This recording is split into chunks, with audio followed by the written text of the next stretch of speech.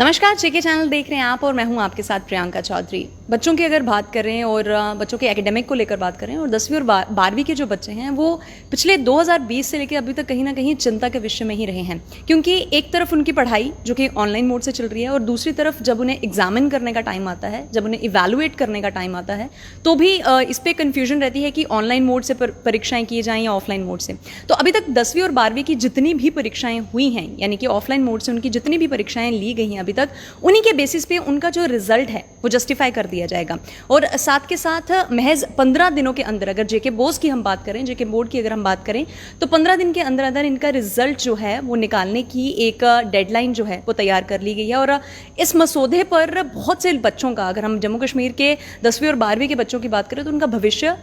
कहीं ना कहीं लटका हुआ है और उन्हें इस पशोपेक्ष से बाहर निकालने के लिए अब जेके बोर्ड की तरफ से ये एक फैसला लिया गया है। देखिए, अब फैसला तो लिया गया है, लेकिन आधे बच्चों का यही मानना है कि अगर 12th के एग्जाम्स की बात करें तो उनके हार्डली 2 या 3 पेपर ही हुए हैं और 10वीं का भी सिलसिला कुछ इस तरीके से ही है। अब इन्हें इवैल्यूएट करने के लिए क्या इतने पेपर सफिशेंट हैं, और अब कहीं ना कहीं इन्हीं पेपर के बुनियाद पर, जैसे 2020 में हुआ था, वैसे ही इस साल भी 2021 में भी 2020 की तर्ज पर बच्चों को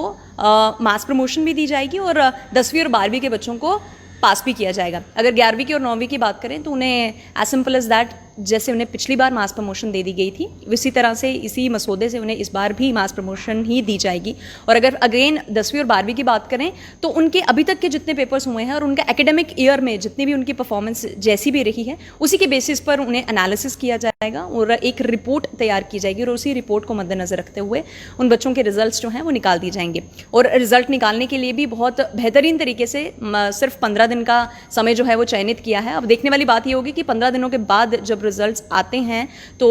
किस तरीके से बच्चों के रिएक्शंस इसको लेकर आएंगे, पेरेंट्स के रिएक्शंस इसको लेकर आएंगे, क्योंकि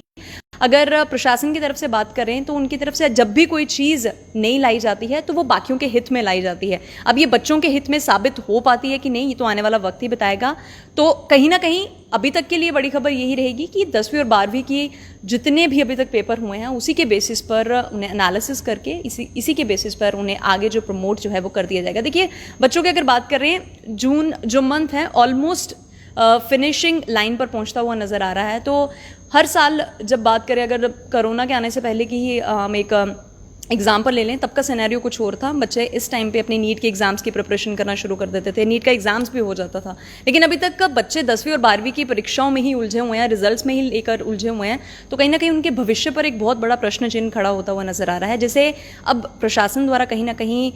खत्म करने की बात सामने निकल कर आई है। अब देखने वाली बात ये होगी, क्योंकि कोई भी चीज़ हवा में